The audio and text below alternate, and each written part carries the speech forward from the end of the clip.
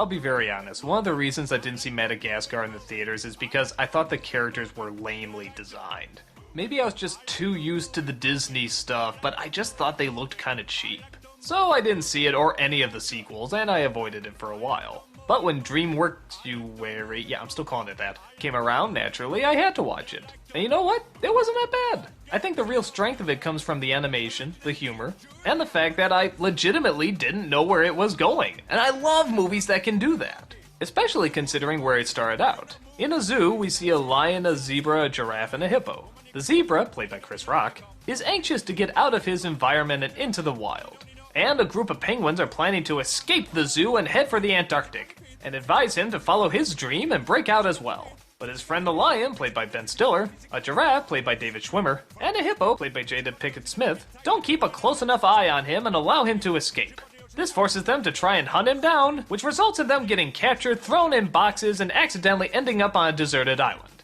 Well, mostly deserted. There's a tribe of rodents, led by Sacha Baron Cohen, who see their new friends as an opportunity to keep them safe away from other predators. But that might be a little complicated when the lion, it turns out, may actually slowly be turning into a predator himself. So I'm not gonna lie, when I saw the first few minutes of this, I said to myself, okay, I got this figured. This is just gonna be the fish out of water story. The friends are gonna be angry at each other, the tribe's gonna think they're one thing, then we're gonna do that stupid liar revealed story, and it's gonna suck, blah blah blah. I hope there's some good jokes. But actually, no, there's no liar revealed story, at all. The focus actually comes down to whether or not the lion will give in to his temptation and actually start eating his friends. You know what? I haven't seen that. I think that's much more interesting, much more fun, and much more creative. And I think it's made even stronger by the fact that the four of them actually do seem to have a legitimate camaraderie. To a point where it actually sort of started to remind me of The Wild. Yeah, which one of these came out first?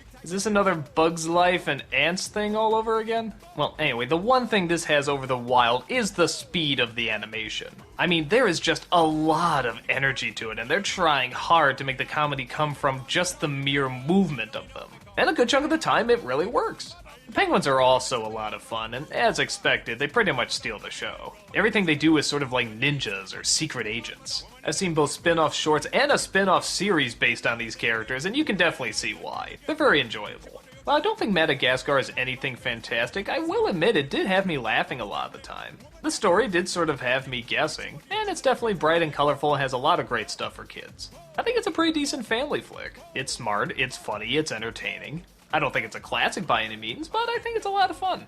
I'd say go see it, but judging by the number of sequels they've already made out of it, you've probably already had to. So you've already drawn your own conclusions. Me personally, I'm glad I saw it, and am surprisingly even looking forward to seeing the sequels. But only if there's more penguins. They like to move it, move it. You like to move it, move it. 3, 2, 1.